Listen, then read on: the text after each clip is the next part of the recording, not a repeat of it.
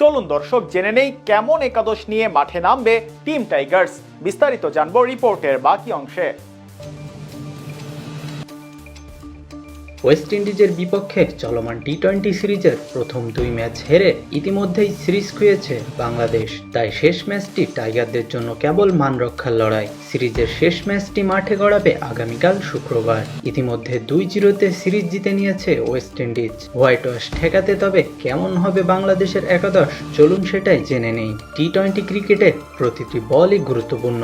120 বলের এই সংস্করণে ব্যাটারদের ডট বল খেলাটা রীতিমতো অন্যায় পর্যায়ে পড়ে, অথচ বাংলাদেশি ব্যাটাররা এই ডট বলের সংখ্যা কিছুতেই কমাতে পারছে না, যার খেসারত দিতে হচ্ছে দলকে। বোলাররা অল্প রানে প্রতিপক্ষকে আটকে রাখলেও ব্যাটিং ব্যর্থতায় ম্যাচ হারতে হচ্ছে। আর এই সমস্যার প্রধান কারণ হচ্ছে মিডল অর্ডার ব্যাটাররা।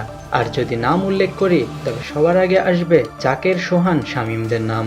আর তাই এবার দলে পরিবর্তন করতে চায় ম্যানেজমেন্ট। তবে এই সিরিজে সৌম্য, সাব্বির, মোসাদ্দেকদের সুযোগ না হলেও পরের সিরিজে হয়তো দলে সুযোগ হতে পারে সাব্বিরদের। সব বাদ দিয়ে চলুন জেনে নিই কাল বাংলাদেশের একাদশে সুযোগ পাচ্ছে কারা। ওপেনিংয়ে টানা 2 ম্যাচ ব্যর্থ হলেও সাইফ হাসানকে শেষ ম্যাচেও দেখা যেতে পারে। তার সঙ্গে ইনিংসের সূচনা করবেন তানজিদ হাসান তামিম। শেষ ম্যাচে তিনি 48 বলে 61 রানের ইনিংস খেলেছেন। যদি তিনি ক্রিজে আরও কিছুক্ষণ থাকতে পারতেন তবে হয়তো জয়টা হাতছাড়া হতো না টাইগারদের। 3 নম্বরে দলে ব্যাটিং করবেন অধিনায়ক লিটন কুমার দাস।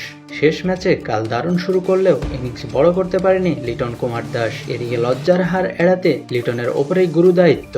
4 নম্বরে বরাবরের মতো অটো চয়েস হয়ে থাকবেন তাওহিদ হৃদয়। এই জায়গাগুলোতে তাদের বাদ দেওয়ার মতো যে কেউ নেই। অন্যদিকে 5 নম্বর পজিশনে, যেটাই এখনো নির্ভরযোগ্য কাউকে পাচ্ছে না ম্যানেজমেন্ট, আর তাই এবার জাকের আলীকে বাদ দিয়ে আবারও ফিরিয়ে আনা হতে পারে নুরুল হাসান সোহানকে, এবং 6 নম্বরে শামীমকেই রাখতে পারে কোচ।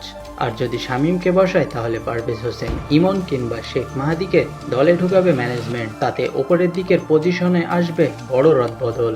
এছাড়া 7 নম্বরে দেখা যাবে রিশাদ হোসেনকে, যার লেগ স্পিন ও মাঝের ঝড়ো ব্যাটিং দলের জন্য কার্যকর হয়ে ওঠে। অন্যদিকে 8 নম্বর বোলার হিসেবে নামবেন নাসুম আহমেদ। বল হাতে 2 সিরিজেই দারুণ সময় পার করছে নাসুম। আর বাকি 3 জন ফাস্ট বোলার হবেন মুস্তাফিজুর রহমান, তাসকিন আহমেদ, শরীফুল ইসলাম। দলের বোলিং লাইনে আসবে এক পরিবর্তন। সম্ভাব্য এমন একাদশ নিয়েই কাল মাঠে নামবে বাংলাদেশ।